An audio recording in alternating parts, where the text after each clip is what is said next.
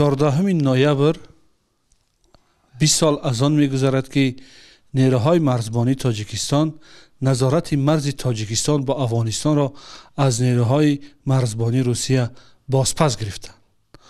آن سالها در پشت این قضیه ماجراهای زیادی بود، اما یکی از چهره‌هایی که در اون زمان برای مطبوعات تاجیک چهره مثبت و برای مطبوعات روسیه به چهره منفی تبدیل شد، گنرال نورعلی شاه نظرف بود. گنرال نورعلی شاه نظرف یکی از منصبداران و نظامیان وقت بود که همیشه تاکید میکرد که ما باید نظارت به مرز خود را به دست بگیریم و این یکی از نشانه‌های استقلالیت تاجیکستان است. پشت این قضیه و این موضوع چی سیر و اسرار پنهان بود؟ گنرال نورعلی شاه نظرف امروز مهمان آزادی است و ما این سوالها را درباره مرز از او میپرسیم. تشکر برای دعوتتون. بسیار خوب جناب گنرال، اما پیش از آن که به بحث این داد و ستد مرز نیروهای مرزبانی برویم، میخواستم از اینجا آغاز کنیم که از زمان کودکی که شما در کجا تولد شدید و در کدام رشته تحصیل کردید و چگونه مثلا آدمی نظامی یا پلیس شدید و به این مقام ها رسیدید؟ من در ناحیه مومن‌آباد در اوایل معارف پرور تولد شدم. مکتب میانه را سال 1966 صف 11 مکتبی مومن‌آباد تمام کردم. سال 1966 інститут педагогии шаҳри Кӯлоб ҳуҷҷатобод супоридам. аз имтиҳони сеюм ду гирифтам. аз фани таърих. хай шишта парки ҳамон Кӯлобда гиря кардам, рости гап. баъд хона омадам, мусаввиди падарам пурсид ки чӣ кардӣ? ман гуфтам нашид, аз фани таърих ду гирифтам. гуфт хай набошад, кор мекунӣ, мехонӣ, баъд дохил мешавӣ. ман гуфтам чӣ кор мекунам? дар фермаи Дилоло гуфт подавон мешавӣ. ман гуфтам хуб шудааст. 6 моҳ дар ҳамон фермаи Дилоло дар ҳақиқат подавон шуда кор кардам. баъд аз он ҷа дар пемкаи даи Кӯлоб ҳамчун рабочий оддӣ кор кардам. ҳама фермаҳои ховалинга мо сохтагӣ давраи пеш аз Петров буд. соли 67 бо ҳуҷҷатомон бо ҳамон факултаи забону адабиёти руси институт педагогии шаҳри Кӯлоб дастворидам. идафара дохил шудам. ӯ даврада хеле ёрдаам, хеле гап набуд, рости гап. дохил шудам, соли 72 хатм кардам института, ки соли 73 ба армия рафтем. армия баъд соли 74 гашта омадам. ҳамон мактаби рақами 1 ҳамон Муъминободда ба ҳайси муаллими тарбияи ҳарбӣ таъин кардам. 1 солам кор накардам ки ба тавсияи ҳамон коллективи муаллимо пешниҳод кардан милисия. милисия кор нарафтем. ҳамчун саринспектори хонаи бачагон мегуфтам, хонаи бачагона ҳамҷо кор кардем. ба хондан равон кардан Новочеркасск, 6 моҳ дар онҷа курсҳои тайёр кардани коргарои милисия аз онҷа тамом карда омадам. баъд 1 сол баъд саринспектори Кофткови ҷиноятӣ дар ҳамон ноҳияи Муъминобод. умуман баъд системаи МВД то соли 80 дар ҳамон Муъминобод кор кардам. ба саринспектори обихез вилоят шудем. соли 80 муовини сардори шӯъбаи корҳои дохилии ноҳияи Московский таъин кардам, ҳозир Ҳамадонӣ. то 85 ҳамҷа кор кардем. 85 академияи вазорати корҳои дохилӣ рафтем. рӯзона 2 сол хондем. аз онҷа омадан инҷа начальники управленияи кадр полковник Бабасян буд, даъват кард, назди вазир баровард. Камил Пулатович будан, генерал майор. гуфт ки Назаров, мо шуморо таъин мекунем дар вилояти Ленинобод. ман гуфтам чун Рафиқ вазир мегуфтем. Рафиқ вазир гуфтам ман дар Ленинобод ҳеҷ вақт набудам, ҷо кор карда наметавонам, зурум намераса. мара Кӯлоб равон кунем, кадом районаш бигем, ман тайёрам, кор мекунам. нет, ба русиқади гап мезадам. баъд 1 ҳафта боз даъват кард ҳамон Бабасян. идафара гуфт ки вы будете работать заместителем начальника отдела по борьбе с организованной преступностью при управлении уголовного розыска МВД. با ما حیران شدم ما شهر دوشنبه ما تماما نبودم ما اینجا سپسیفیک شهر نمیدونم من کار کردن نمیتونم اینجا که ما خونه ندارم گفت که 3 ماه پس خونه میتونم بیست خب بعد استودیم همینجا کار کردیم سال من 87 89 دعوت کرد عبدالرحیم عبدالحادович Кахоров معاون وزیر بودن گفت که نظرов همین نویای اکتیابرسکی معاون سردار شعبه کارهای داخلی و با کارهای اپراتیوی اونجا رفته کار کنم میفهمی با شهر خب من گفتم چیزی که بگید من تیارم بعد رفته اونجا کار کردم تا سال 89 قریب 90 بود да که من перевод کردن سردار شعبه کارهای داخلی جرگاتول اونجا تقریبا همه 6 ماه کار نکردم که باز فرود کرده آوردن نچه سردار شعبه کارهای داخلی رویاغان شاه منصور خیلی اینجا تا سال 92 را تا ماه اکتبر با فکرم کار کردیم که وضعیت خیلی در دوشنبه به همه معلوم چه شد من بسیار تنگ شد وضعیت بعد پرتفته رفتیم در وظیفه های مهمی پلیس کار میکردید و از آنچه که در اینجا میگذشت خبر داشتید از جمله سالهای 90 که در جمهوری بحران سیاسی اول به وجود آمد و بعد بحران امنیتی شد و این چیزها همون شب و روزا مثلا شما چی کار میکردید مثلا شما پلیس بودین و من مقامات کارهای داخلی اینو چی کار میکردن سال 90 از ماه فеврал به همه معلومه که 12 فеврал یک میتینگی کلان در площади باشید خیلی مردم هم بسیار جمع شدگی بودن اون وقت من معاون سردار شعبه کارهای داخلی نویای همون اکتیابرسکی بودم وزیر اسماعیلی سامانی عموما تریتوری ما بوده که حدود نویای ما داخل میشد ما بسیار مسئولیت کلان داشتیم در اونجا خیلی طلباتایی که همون وقت بود یک هیئت کمیسیه اومدگی بود از مسکو با سرداری پوگا وزیر کارهای داخلی اتحاد شوروی اگر بگیریم بعد گنرال پروکورور هم بود همون تشکیل کنندگان همون میتینگ و اینا باید که با جوابگاری میکردیم اونجا در سال 90 همون یک کمیته 17 گفتنی تشکیل کردن کمیته 17 خیلی باید ما هست همش باید ما نیست رئیسش بوری کریم даже راهبرشون بود رئیس همون کمیته 17 بود همون سپارش ما دادم بود که اعضای همون کمیسیه را یافته دریافت کرده حجت گذاری کردن در کار برای به جوابگاری جنایتی کشیدن خب ما کار میکردیم همون دوره لیکن در همون میتینگ روز دویمش با فکرم یک گروه جنایتکارا استفاده بردن در حقیقت یگان مغازه نماند یگان همون روپاروی سوم یک مغازین طلا بود همون را تماما غارت کردن بعد هجوم کرده در آمدن همون بینای سکه باید ما هست در آمدیم همون در آمده همون یکم ایتاج алоб сар додан ҳатто як 27 каса парондан ҳамун барои ки спецназа дигар аз Россия омадагӣ будак ба фикрам ҳамун боло ҳеҷ ка ба гардан намегирад ки иҷоза дод паронданда ози намегӯяд албатта медонистед ки майёри масалан полис медонистед ки ҳамин амалиёт мешад яъне шуморо аз он чи ки мегузашт дар ҷараён мегузоштанд митинги ҳамин стихийна даже ба ёдам аст ҳамун рӯзи 12 феврал вазири корҳои дохилӣ навҷувонов буданд генерал навҷувонов як 80 нафар аввал ҷамъ шудагӣ буданд ман ҳатто гуфтам ҳамунҷа ки ҳамин 80 нафар биен хай одами нест яктарафашон мекунем тинҷ мешавад гуфтанд ки не мо мумкин нест баъд ояндаш оҳиста оҳиста хеле халқ бисёр ҷамъ шуд як 10,000 одам мумкин зиёд ҳамунҷа ҷамъ шуд охири солҳои 80-у 90-ум ин майдоннишинҳо оғоз шуду талошҳо мубориза барои истиқлолат агар содиқона ҷавоб диҳед масалан бештар ҳамчун офитсер ба ҳамин одамое ки митингу ино мекарданд муносибат мекардед ё ҳамчун тоҷик мехостед ки ҳамин митингҳо ягон натиҷа диҳад мо қасамёт кардагӣ ҳастем мо намояндаи ҳукумат ҳисоб мешавем дар куҷое ки набошем чунки милитсия як пояи ҳукумат аст ҳарчанде ки мо худмона намояндаи халқам мегирем мо муҳофизгари халқ ҳастем лекин намояндаи ҳукумат ҳастем барои ҳамин мо фақат тарафдори қонун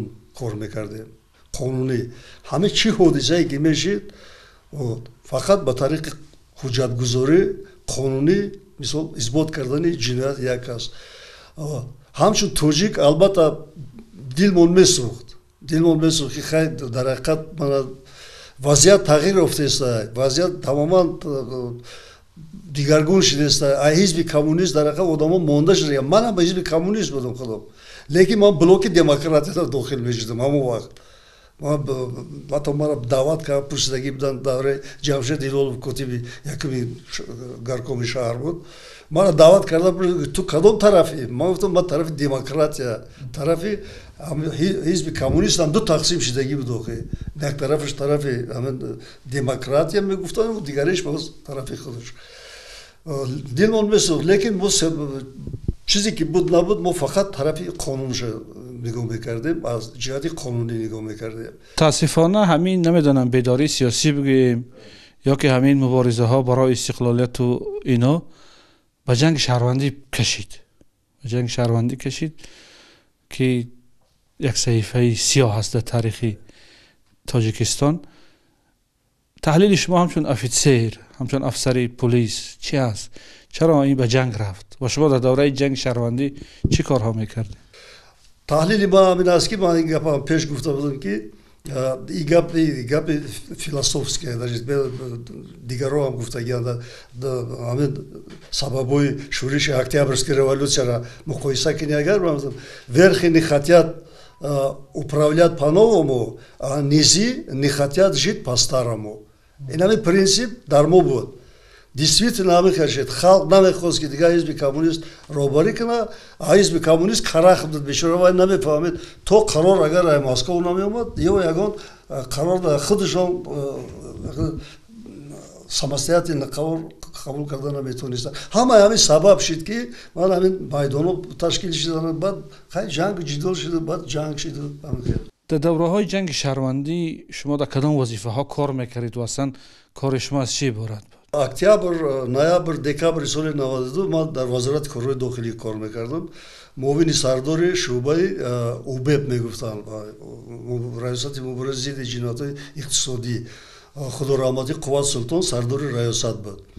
ҳамон вақт ҳамин моҳи ноябр аввалош буд, як ҷаласа эълон кардан дар ҳамун зали актови зали МВД. ҳамамон ҳамунҷо ҷамъ шуда шиштагӣ будем ки генерал Зоиров Рамонқул Муродалиевич муовини вазир буданд. як телеграммаро хез гуфт ки аз сессияи 16 телеграмма дохил шудааст ки мана вазири корҳои дохилӣ таъин шудааст Ёқуб Салимов, раиси кумитаи давлатии амнияти миллӣ таъин шудааст Сайдамир Зуҳуров. ҳамин баъди хондани номи Ёқуб Салимова ҳамин ҳайати шахсӣ нимиш айҷош хез ду тақсим шид як бора. ҳаминро ман ба чишмои худам дидагиам. бари ман дар шиштагӣ одам хез гуфт ки ман дигар кор намекунам. ман бишин ҳеҷ гап нест. вазир касеро ки вазир фарқиш чӣ? мо кор меем, кори милиса ҳар ки кори худша бояд бикунад. бишин не гуфт нашид ман мирам. ҳамон ҳайати шахсӣ ҳамунҷа ду тақсим шид. анакун охири моҳи декабр буд ё ки аввалои январ буд, хеле ҳукумат даромад. мо дар ҳамин вазорати корҳои дохилӣ будем. ҳамин рӯзаш конкретно ба ёдам нест. БТР, БМП-у танк на фронти халқӣ хеле даромадам. Сайдамир Зуҳуров қати Ёқуб Салимов КГБ здани КГБ даромаданд. касе ҳамин тор ай панҷум этажи МВД як тир холӣ кард. дар ҳақиқат як тир холӣ кард. як хеле ки шантаж шид, ҳамин хел шуд да.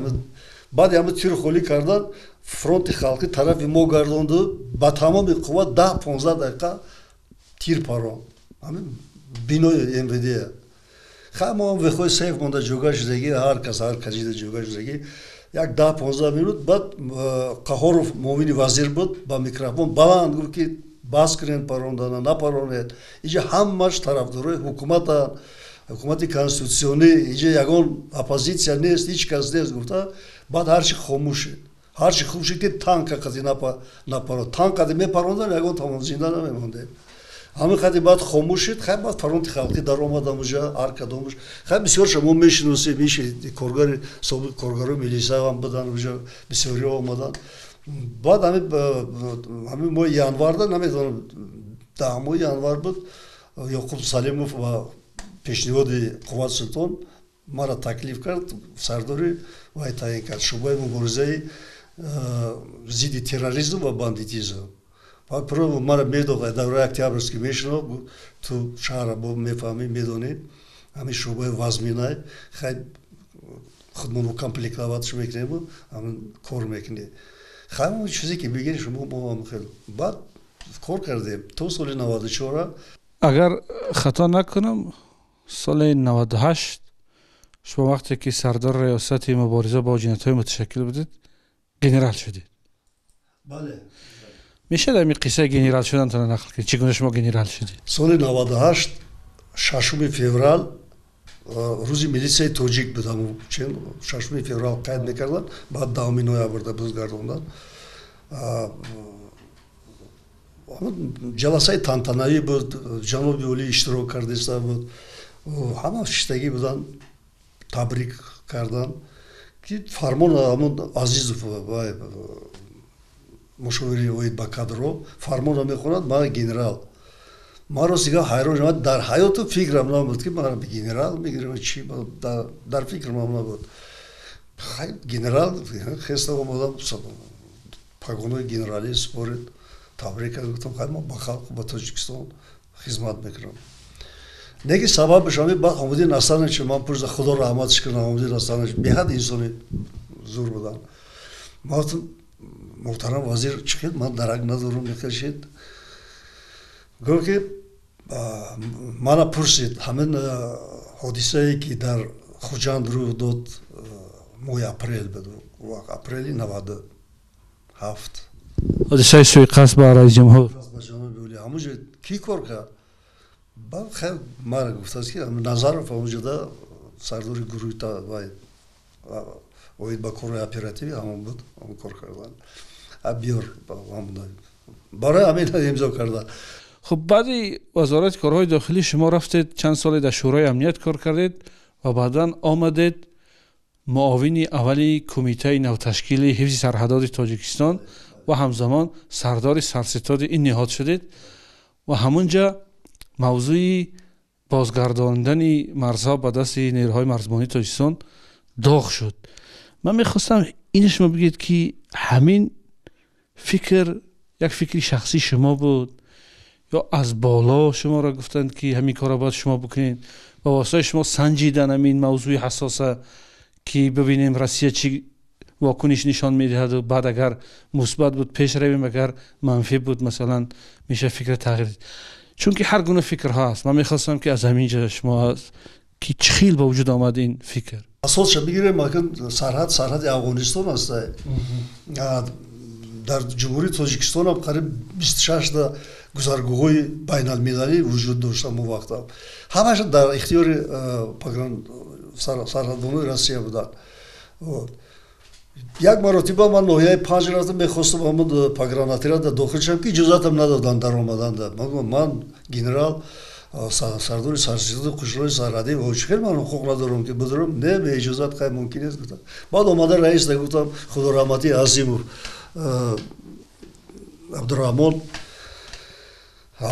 خیلی همه خیلی من گفتم چه خیلی میشه ما اجازت ندادن پاگراناتیرات در داخل شدن بعد یک گپ تاریخی گفته عبدالرحمن گفت که همین تراکتور های کردنش خودمون یاد گرفته بیا همین حرکت کردن در کار که همین خیلی شود ما گفتم خیلی رئیس پیشوای گذاشتن در کار شما ها بگیر اون طرف شما حل میکنم ساگلاس عظیم و من گرفتم راست دیگه بعد سر کردیم و ایستا سازشنامه را برداشتیم سال 2003 تمام میشود مهلت 10 سالش در حقیقت یک پونکت همون سازشنامه سال 93 دا سازشنامه بین حکومتی با تاجیکستان قطعی روسیه امضا کردگی خیلی سال 93 وضعیت به همه معلومه که خیلی در کدام حالت بود یک пункт значит, que по мере восстановления пограничных войск Таджикистана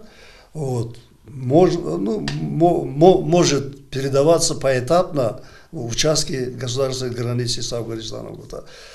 همون پونکت ما چسبیدیم دیگر ما گفتیم خیلی ما سازشنامه اثری نو میکنیم لیکن قشونای سرحدی ما در حقیقت باید که خط یکم دا باشند باید که همه گذرگاه در اختیار ما باشد همین مسئله خیلی تا سال 2003 2004 اولش دوام کرد یک جلسه حکومت جنوب اولی اقتان مرا پرسید گفت نظرов ما عهده همین آره شما از عهده حفظ سرحد میبرید یا نه من گفتم محترم جناب اولی با دستگیری شما در حقیقت ما از عهدهش میبریم 100% عهدهش میبریم امی فکر کی رسوند به روزها که ما میخواهیم سازشنامه را بازبینی کنیم و مرز به دست خود بگیریم کی رسوند به روزها فرمان پرزیدنت جمهوری تاجیکستان من از سال 2003 2002 درباره همکاری سرحدبان‌های تاجیک خطی روسیه بود همون اجرایش همون فرمان من برداشتم خیلی نگاه کردیم که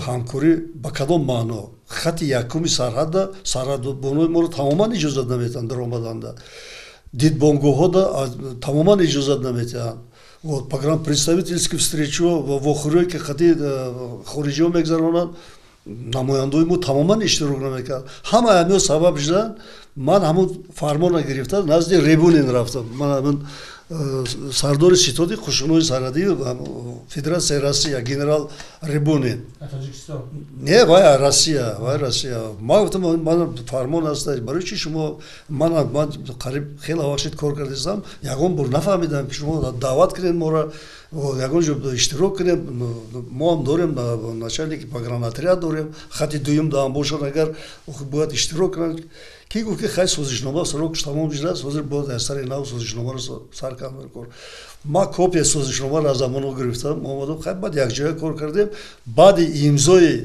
ки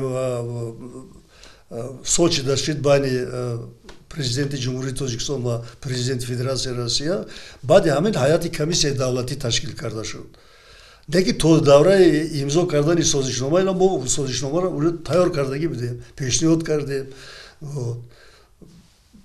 баъди имзо кардан баъд комиссияҳо кори масалан қабул кардани сарҳада гӯё ки сар кардем дар оғоз вақте ки шумо ин фикра ба ҷониби русия расондед ҳамин вокунишаи аввалишон чӣ буд оно ҷиддӣ қабул мекарданд ё ки як вохӯрӣ доштем хати сардори ситоди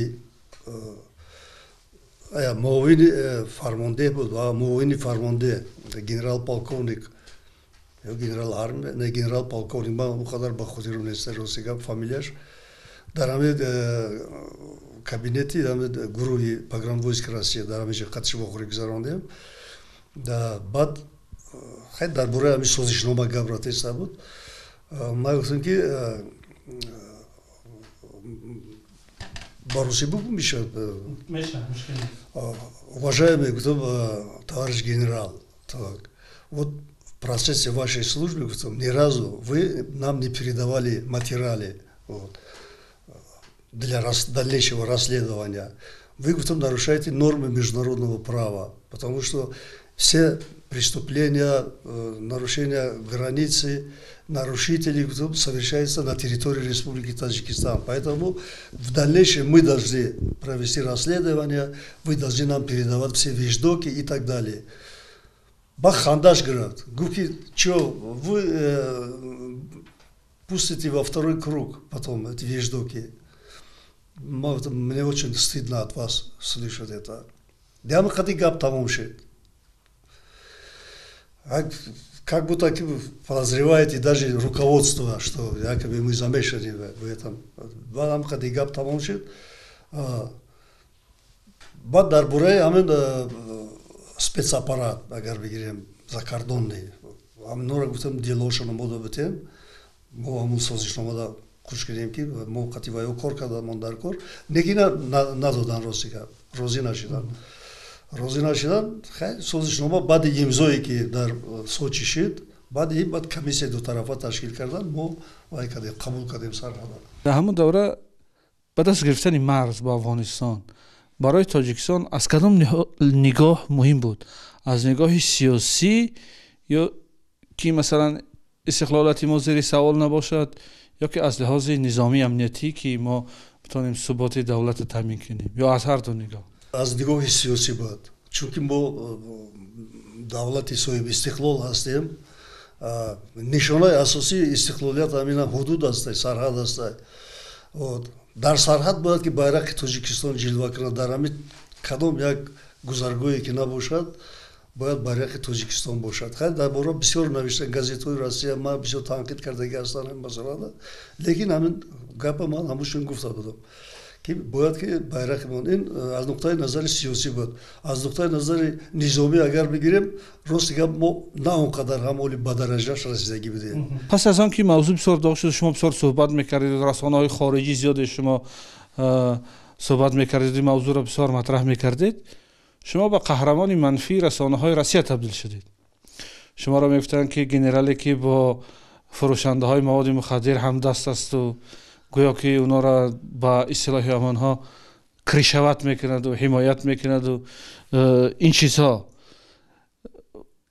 این فشارها با شما تاثیر بد نمیگذاشت و این فکر در سرتان آمد که تغییر دهید از زمین یک مسئولیت کلان را که به دوش گرفته بدید؟ فشارها بودن، لیکن من راست میگفتم که اگر کسی که یک دلیل بیارد که ما یگان причастность دارم همین نارکو بیزنس گویا که اگر ما سرحد اگر بگیریم دیگر آزاد میشود، ما یوروپا را تاکی نارکوتیک میمونیم و روسیه را یک دلیل گفتم اگر باشد ما مرحمت چیکار میکنیم کدام بگیریم. لیکن نبود. من میدانم ما 100% از خودم باوری دارم که من در حیاتم ما کار کردگی نیستم و با همه 25 سال کلندری که در MVD بودم مبارزه هم همین بود. همه گروه های متشکل قطعی و نارکو ترافیک دی بالو و اینو قطعی ما کار میکردم میامدم. شکل با ما قطعی گروه های داخل میشم. البته این یگان اساس نداشت. در همه جا شما همیشه اطمینان میدادید و اظهار باوری میکردید که نیروهای مرزبانی تاجیکستان آماده هستند که مرز بگیرند و از آن خوب حفاظت کنند. ولی برخی کارشناسان هم در داخل تاجیکستان هم در خارج میگفتند که نه، حالا ما به این سطح نرسیدیم که مثلا تماما مرز بگیریم و این چیزها. همین گونه دلیل ها بود. شما چگونه توانستید که دلیل های اونا را ضعیف کنید؟ یعنی فکر شما کی شما را حمایت میکرده حکومت؟ بعد حمایتگر من جناب عالی پرزیدنت جمهوری تاجیکستان، برای که اگر که وای همون سال 2004 یا 2003 بود سوچ اگر نمیرفتن همین سازشنامه را امضا نمیکردن، اگر ما گپ هوایی بود هیچ کو دستی بود دیگر هیچ نمی اومد. محافظه‌گر من همون پرزیدنت جمهوری تاجیکستان بود. من باوری 100% داشتم که البته پرزیدنت میخواهد که سرحد خط یکمی سرحد از ما باشد، هم از خطای هم از افغانستان. این خیلی سابق دولت‌های اتحاد شوروی بودن نه اونقدر مهم بودن، نه که افغانستان قطع خطای این است، همه مهم اینا باید که ما تحت نظارت میگرفتیم. در داخل حکومت از چهره‌های بلندپایه دیگر بودن آدمایی که مخالف بودن شما را میگفتن که نکردید این کارا را؟ هم وقتی که بعد همون جلسه فکر و اندیشه خودشون گفتن، بعد این یگان مراتبه دیگر یگان کس نگفت که تو نادرست میگویی، ما خیلی ممکن است گفتن دستگیری میکردن، نبرات میگفتن که کلان در کار سرحد گرفتن در کار. سال 2005 رئیس شما فرمانده کمیته حفظ سرحدات همون دوره گنرال مرحوم عبدالرحمن عظیموف در اترتاس یک نقطه نظرش هست که و گفته است که این گپا که گویا که ما روس‌ها را میرانیم هیچ اساس ندارد. مرزبانان روس در تاجیکستان پاشیست نمیمانند، یعنی تا ابد میمانند گفته بود. من گفتم که شاید دخورگی بود اون دوره در موقعی گپ بود که سرحدبانان روسیه 100 سال همونجا بودن تا دوره همین سال 2003 را مثال 2002 را 100 سال افغانستان خطای در دست همون سرحدبانان روس بود. ما بگم ما از سرحدبانان روس بسیار منادار هستیم. ما هر یک مثلا از طرف کمیسیه دولتی من سوپرسیداتل بودم، هیئت کمیسیه که از مرغاب ما سر کردیم قبول کردن سرحد تو ایواجا тамоми инфраструктура қабул кардем. Русо бисёр миннатдорем, чунки дар ягон ҷо ягон пинҳон намекардан аз мо ягон чиза. Тамоми воситаҳои мисол бигирем, ҳамин аз хӯрока, пӯшока, яроқ аслиҳа, ба ғарз аз группаҳои оружия бигем, агар БТР, БМП, танк, гранатомет, хеле чизора, зенитка дигар чизора моро намедонанд. Миномет мисол. барои ки ман ҳамун рибули на чанд бор гуфтам ки хай ҳаминора мода биспорем. Вай гуфт ки ё аз ҳисоби вазорати так Минобороны Россия гуфта. Ин аз вазорати дифоъ ҳастанд, гуфт мо ҳуқуқ надорем инҳоро шуморо доданда. Овозаҳо буд ки гӯё ки бисёри муҳимоти ҷангиву лавозимоту силоҳу ин чизора русҳо ба ҷониби Тоҷикистон надодану онҳоро хароб кардану таркондану гапа асос дошт? Яроқ аслиҳаи гурӯҳӣ барои ҳама моро надид. Танк, БТР, БМП, миномет, гранатомет, ино ҳама гурӯҳӣ да дохил мешаванд. Барои ҳамин ваё гуфтанд ки аз вазорати дифоъ ки ҳастанд, ваё мода иҷозат наметиҳанд ки мо шуморо биспорем. Ба ғарзи ҳамин дигар ҳама чизро мо қабул кардем. Мо имущество вооружения ҳамин инфраструктураи ваёро дар 800 миллион рубли Россия қабул кардаги ҳастам аз россияно. Ана акун 800 миллион намедонам ҳамон вақт $1 30 рубл буд ёки 34 рубл буд, ҳамин хел буд. ҳамина мо ҳуҷҷатгузорӣ кардагием, ҳар як тири гирифтаги мо ҳуҷҷатгузорӣ кардагием. баҳси ҳамин доду ситади марз як сафари генерали рус Александр Манилов бисёр хабарсоз шуд. ман мехостам ки ҳамин қазияро бигирдai барои чӣ омада буд, барои тамдид кардани ҳузури марзбона омада буд ё ки ҳамин, чунки ҳамун шабу рӯз матбуот бисёр менависад ва ба фикрам шумо мулоқоти шахсӣ доштед бо ӯ. ҳамин чӣ қазия буд? муовини фармондаи хушрӯи сарҳадии Россия дар ҳақиқат Манилов 2 маротиба омадагӣ буд. ҳамин 2 маротиба ҳам мо вохӯрӣ кардагием қатиш. умуман вай дастгирӣ кард. мо гуфт розӣ, агар шумо тайёр бошед, ман ҳамин аз уҳдаи ҳифзи сарҳад агар баромада битонем, мо розӣ, лекин ба ҳамун шарте ки вай монд барои ҳамин мушовирҳоро мондан, идея ҳамун Манилов буд ки хай мо меспорем сарҳада, лекин аз ҳисоби афсарои Россия ба ҳайси мушовир бояд ки кор кунанд дар ҳамин ҷо. Мо албатта розӣ шудем ба ин фикр. минтақаҳои марзиро шумо марҳила ба марҳила мегирифтед. аз ҷумла ҳамин бозпас гирифтани ҳамон минтақаи сарҳадӣ ки собиқ Москва ҳоли ҳамадонӣ як замоне ба тавиқ афтоду баъдан дубора амалӣ шуд. инҷо ягон мушкили ҷиддӣ ба вуҷуд омада буд ё ки чӣ буд ҳамин қазия? қариб 2 моҳ аз Мурғоб саркардагӣ то Хорух ишкушим, қариб 2 моҳ дар он ҷо банд будем. баъд аз он ҷо омада боз Шуробод буд. ин байн давом омада. Тахминан як хеле вақт давом кардам, дода гирифт қариб то айваҷа ин 1400 километр ҳаст. ҳар як 10-20 километрда мисол погранзаставай, беғарзи постгоҳош, беғарзи дидбонгоҳо, ино ҳама ина қабул кардан дар кор буд. ҳатто ҳуҷҷатҳое ки ҳамин бино дар кадом асос сохтагӣ аст, аз кай сохтагӣ, чанд қадар смета дошта, ҳамина мо ба ҳисоб гирифта қабул кардагием. барои бисёр дароз давом карда. погранатриади ҳамадонӣ бисёр калонтарин погранатриад ҳисоб мешавад. мо ваям қабул кардем, ҳамин бе вуҷа ягон конфликт, ягон чиз набуд. дар сохторҳои гуногуни мақомоти қудратӣ бо раҳбарони зиёде кор кардед.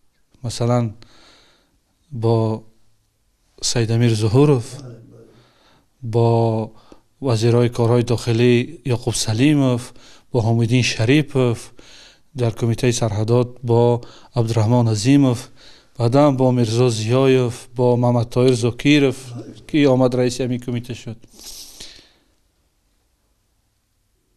дар бораи ҳамино чӣ фикр доред? чӣ гуна шахсиятҳо буданд? ман дар сохтори вазорати корҳои дохилӣ ба 12 вазир қатъи кор карда омадагем аз соли 75 асри гузашта. лекин баъди ҳамин январи 93 хай вазъият дига, система дига, общественно-экономическая формация ҷидо тамом. СССР давлати абадқудрат буд, рафт аз байн.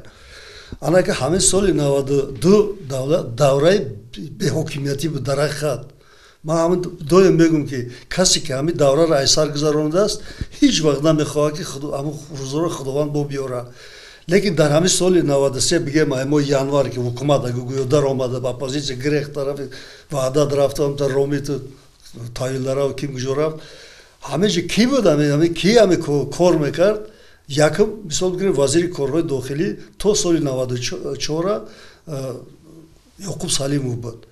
Дар ҳақиқат ҳарчанде ки дигар одамо дар борааш ҳар хел гапҳо мегуфтанд ки вай худаш мисол ҷиноят кардагӣ буду мана ин хелу вай аз ӯ одам дар ҳақиқат террористам метарсид, дуздам метарсид, ғоратгарам метарсид, ҳамаи метарсиданд. баъд вай сиёсат дошт ки ҳамин дар кор буд ҳамн солҳои вазмини соли 93 вай тамоман барои ҳукумат ҷонкани шабу рӯз ман ҳамчун мана корманди ҳамунҷо ман сардори шӯъба будам баъд муовин будам ва сардор будам шабу рӯз қатимон буд супориш медод мана алоҳида файрод карда мегӯ ки фалон гурӯҳ вооружёни группа мана фалон каса заложник гирифтага ташкил ки бира дастгир кан ма ташкил мекардам петачоки асфалт дида як гурӯҳи калона мо дастгир кардагием заложник гирифта пул талаб кардаги ҳамаш айноми народни фронт гап мезаданд хай учан оли оппозитсия реинтегрироваться шудагӣ набуд лекин бисёрош гурӯҳои ваё ҳам буданд ҳам аз гурӯҳои ваё ҳам аз ин тараф ана ки давраи Сайдамир Зуҳуриш дад хай Сайдамир Зуҳуриш одаме аст ки низомӣ аст мо кора қатъи Сайдамир Зуҳуриш соли 75 дар Муминобод сар вай корманди амният буд қатъи Сайфуллоев ваё кор мекардан мо коргари кофткови ҷиноятӣ будем мо камкорӣ мекардем мешинохтем дигар барои ҳамин Сайдамир Зуҳуриш мара ҳамн баъди таъин шуданаш мара сардори раёсат таъин кард. хай Сайдамир Зуҳуриш бар ин роҳбаре ки 100% мефаҳмад подчинёнро тарафдорӣ мекунад лекин беҳад сахтгир аст сахт мегирад кора сахт мегирад лекин ҳамин чӣ хел мегӯянд справедливое отношениеш қатъи ҳамин коргарошо бовар кунед касал мешид дар ҳамн кабинеташ температура дошт ҳамин хел ларзида месоду ҳамин ман медромадам пеш хабар мегирифтам ҳамин ларзидеста вазъиятам иҷа чӣ гапае уҷа чӣ гапае кадом гурӯҳ дар куҷо кор кардеста хай сад ман гурӯҳҳоеро ки мо дастгир кардагием давраи ҳамин Сайдамир Зуҳуриш да Ҳамидин Ҳасанович да ӯ хеле гурӯҳҳои муташаккил дар ҳаёташ ягон кас ёфтагӣ неста гурӯҳҳоеро дастгир кардагием ки то 17 та теракта исботшон кардагием дар як сол мо 67 теракт учётда мегирифтем фақат мепарондан ай паси кала ҳамин офисерои 201 дивизияра ёки взрыв мекардан дар назди МВД дар ҳар куҷо взрыв мекардан то 67 70 ҳатто фактои теракта мо ба ҳисоб мегирифтем ҳамн солҳои 95 96 97 94 ам ҳамин хело ҳисоб мешид. Мирзо Зиёев ҳамчун инсони бад набуд ҳамчун инсон лекин азбаски ман намедонам хаякун ваям қариби ки низомӣ буд не ки аз оппозитсия ки буд рости гап мо қадар боваришда набудем лекин баъди ҳамин ман баъд даъватам кард алоҳида Назаров мара ҳурмат кун ман вазир ҳастам аъзои ҳукумат ҳастам ту хеле гап назан байни ҳайати шахсида ҷаноби вазир ман ҳамчун вазир шуморо дар ҳақиқат ҳурмат мекунам лекин хай кори давлат ира агар напурсем корам хел саматёк рафтан мегирад лекин ман давраи ҳамин МЧСда ҳамин қай кори кардам ки яроқ аслиҳаша гирифтам МВДда супоридам ман ҳамин қай кор кардам баъд қисмои ҳарбира распорядок дня мана ин чизора подъёму отбою боевая подготовка служебная подготовка строевая подготовка командирора фаҳмонд ки ҳамин корро кардан дар кор ҳаяти шахсиқати стройка намоз хондан дар кор нест дар қисми ҳарбӣ. солҳои 2008-9 дубора ин мавзӯъ доғ шуду мақомдорои баландпояи Россия гап мезаданд ки мо бояд ба марз баргардему вазъият дар Афғонистон муташаннид шуда истодасту аз ҷумла Максим Пешков ки ҳамон вақт яке аз мансабдорҳои баландпояи вазорати корҳои хориҷии Россия буду баъд сафири Россия дар Тоҷикистон ҳам шуд اینم گفت که ما باید برگردیم، ضرورت است این چیزا. و بعدتر رئیس جمهور قرقیزستان الماسبک آتانبایف که حالی محبس است، او گفت و همین گپا بسیار مطرح میکردیم، ولی شما همون دوره رسانه‌ها شما صحبت میگرفتن، مصاحبه میگرفتن که همین گونه گپ است، ضرورت برگشتن هست یا نیست، شما میشه رد میکردید. آیا این وابسته به وضعیتی که به وجود آمده است، این طرف طالبان افغانستان در وضعیت مشکل و گروه های کلان تروریستی و از جمله زیاد شدن شهروندای تاجیکستان در حیات همین گروه های تروریستی، آیا امکان دارد که همین موضوع دوباره مطرح شود، یعنی برگشت روس‌ها به مرز؟ حاضر قشرهای سرحدی ما در حقیقت ترقی کردن.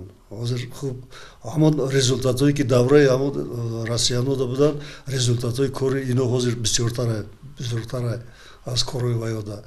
بعد خیلی شکرانه تنجی و امانی حاضرش دا یاروق از همه جهت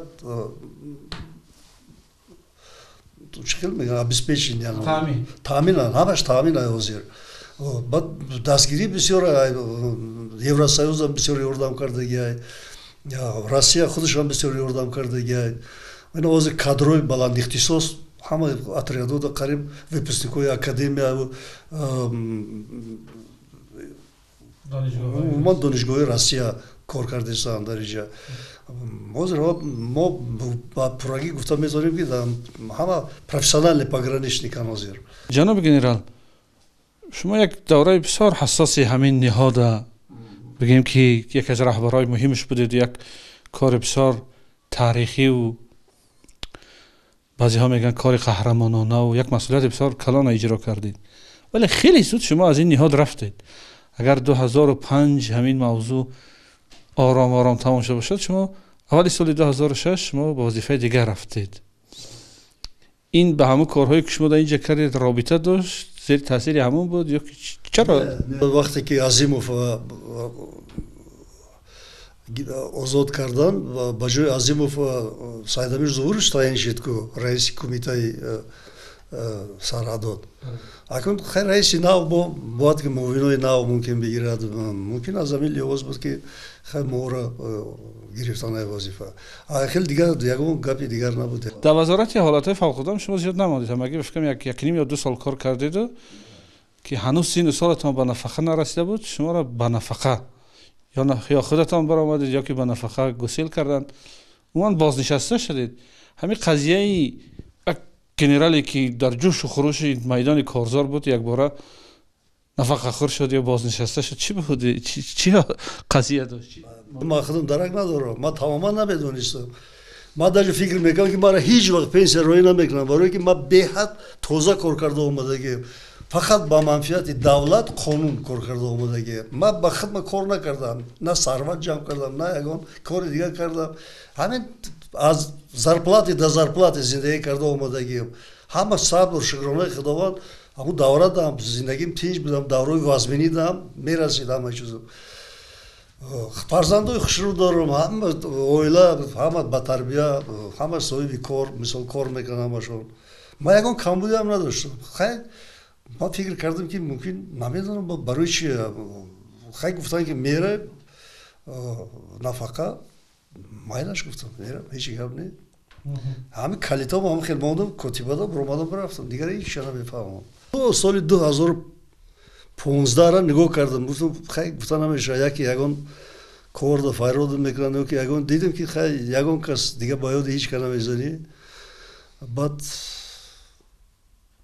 زندگی مجبور میکنه آدم. من مجبور شدم رفتم با شهروندی روسیه گرفتم، باز پنسیای روسیه گرفتم. همچون گنرال همون دوره در کمیته مرزبانی و در وزارت حالات فوق‌العاده چقدر معاش میگرفتی؟ باید هسته 1000 سوم زیادتر میگرفتیم. 1000 سوم زیادتر بود. در بین همین گنرالیتت یک چی هست؟ یک کودکس هست. مثلا بعضی آدمایی که گنرال میشن و از نگاه همین گنرالیتت اگر شایسته همین رتبه نباشن و قدر گویا که نگاه خوب با او ندارن. ما صاحب گنرالای زیاد شدیم بسیار تنقید میکنن همین در همین برای یگان فکری مشخص داره Генерала Чехил меган в порядке исключения медодан ма ҳамчун сардори Райоса дар ҳамин вазорати корҳои дохилӣ дуюм генералам гӯё барое ки якум Пири Ҳусайна дода буданд ҳам Пири Ҳусайнам баъди сардори регионални ғарм буд ва омада буд дар распоряжени кадр буд лекин генерал вая додан баъди Пири Ҳусайн ма генерал гирифтам بعد در МВД سردار رئیسات پاتولوگ شو نبود گنرال واقعی میگم که в порядке исключения قای میدادن بعضی کماندانای هم دوراره مثل سوروبا قاسموف شمال و سایچو گنرال گرفتن که هم خیلی دیگرو در یکی از مصاحبتان گفته بودید که من کتاب مفصل‌تر برای یک زمانی مناسب وامیگذارم نوشتید یا که در فکری نوشته نشستید کاری که ما کردیم اگر چخیل بگم اگر راسشفروات شو کنیم اگر خیلی یک رمان میشه یک اپیزودش یک رمان میشه ولی قشلاق در یک خانه‌شای لوی کردگیم در مومین‌آباد یک قشلاق در تگ یک کوده از خنکشید آمدم نباشد بسیار وقت وجود داریم خیلی خدا خواهد نصیب باشد وایستا زنده باشیم اگر نوشته است اما نورا راسشفروات میکنم وایستا بحثی مرزی تاجیکستان و قرغیزستان از یک بحثی بگیریم که تکنیکی و سیاسی و امنیتی به یک نزاع مسلحانه شده متاسفانه به خون کشانده شده از هر دو طرف آدمای زیادی کشته شدند ولی سالهای اخیر امیدواری میشد که یعنی نزدیک است که سازشنامه مرزی به امضا رسد آیا همچون یک گنرالی که در این ساحه تجربه دارید معلومات دارید که تا کجا همین موضوع پیش رفته است و کی این سازشنامه به امضا میرسد و آیا در واقع به امضا میرسد این بحثی پیچیده مرزی راه حل خودش مییابد من هم از روی همون وسیله‌های اخبار عامه میخوانم که در حقیقت کم مانده است گویا که یک نمیدونم 10-20 کیلومتر دیگه демаркация мондагӣ аст ҳамаш ҳал мешавад созишнома бояд имзо шавад баъди барҳам хӯрдани шӯравӣ давлатҳо истиқлолияти худшонро эълон карданд ва дар ҳамин сохторҳои низомӣ бисёр атрибутҳо миллӣ шуданд либосу унвонҳо рутбаҳо ин чизо вале фикр кунам ҳамин тоҷикистону беларусия фақат имрӯзам низом либоси ҳам назорат дифоъ ҳатто марзбоно амният додстонӣ ино мисли русия аст барои як давлати соҳибистиқлол оё муҳим нест масалан ҳамин атрибутҳои сохторҳои низомиша миллӣ бошанд ё ки фарқ кунанд мо дар ҳақиқат бояд ки низоми миллии худамонро дошта бошем либоси миллии худамонро дошта бошем ҳама атрибутҳое ки ҳамин ҳарбӣ ҳастанд бояд ки аз худамон бошад ман фикр мекунам ки ҳаст хеле имконият бояд ки дар системаи ҳамаи органҳои ҳифзи ҳуқуқ мисол бигирем силовой структурада бояд ки ягон реформаи аниқ гузаронда шавад мисол милисия агар бигирем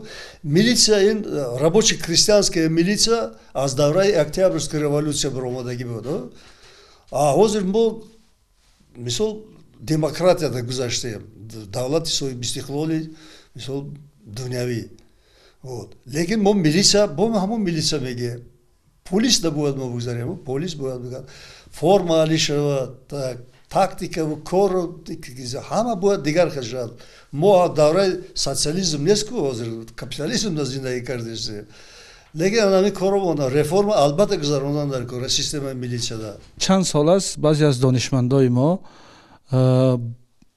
баробарии рутбаҳо ҳамин сардӯшиҳо пагонҳои милиса ин артиш ин чизоро сохтанд бар асоси масалан ҳамун таҷрибаи пешинаи артишдорӣ мо масалан давлати сомониён аз рӯи шоҳномаву сосонёну ин чизо вале қабул нашуд ҳамин чиз қабул нашуд гуфтанд ки замонаш нест ё ки намедонам шумо аслан ин ки тарафдори ҳамин чизо ҳастед ва фикр мекунед барои чи қабул нашуд барои чи қабул нашуд барое ки як бора намешавад як бора мисол бигирем генерал фалони ҳар кас гуфта наметавонад ира генерал ёки сипоҳсолор ёки бояд дигар унвоно дигар ки мешавад и тамоман уставоро алиш кардан дар кор ҳамаи уставои вооружении сила алиш кардан дар кора барои ин вақт дар кора мумкин оҳиста оҳиста мешавад ина мисол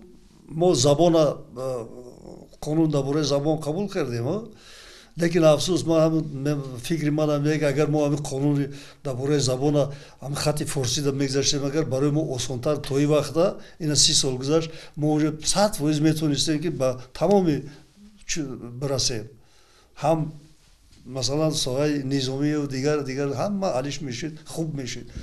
як замон гуфта будед ки замин доред деҳқонӣ мекунед ҳоло ба чӣ кор машғул ҳастед ба куҷоҳо даъват мешавед ба ҷаласаҳо ба ягон чорабиниҳои муҳими давлатии сиёсӣ ёки ҳанӯзам деҳқонӣ мекунед?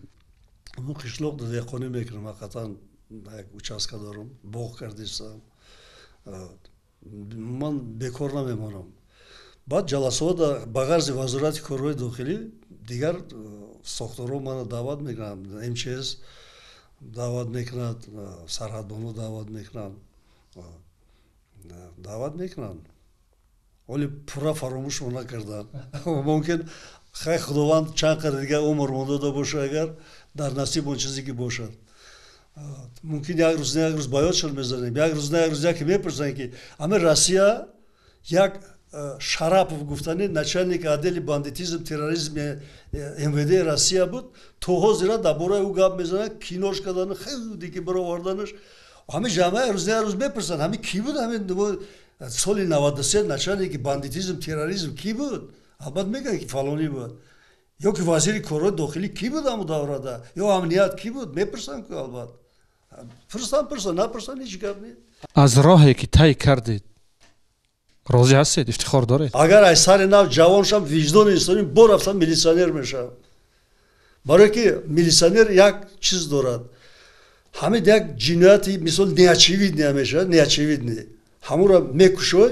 ҳамин хел удовольствие мегирӣ ки ҳеҷ ногуфтанӣ ҳамин хел удовольствие мегирад одам ин коре аст ки хай мақсади мароми мо ҳамин ки буд беҳад таги дил кор мекардем не ки дар ҳимояи давлат будем охир албатта маоши хуб мегирифтем ман давраи академия хонданда 900 сум ойлик мегирифтам 900 суми ҳамун давра ҳозир $900 ҳозира гӯё бигирем агар ба муқоиса кунем агар зиндагӣ хуб гузарондем.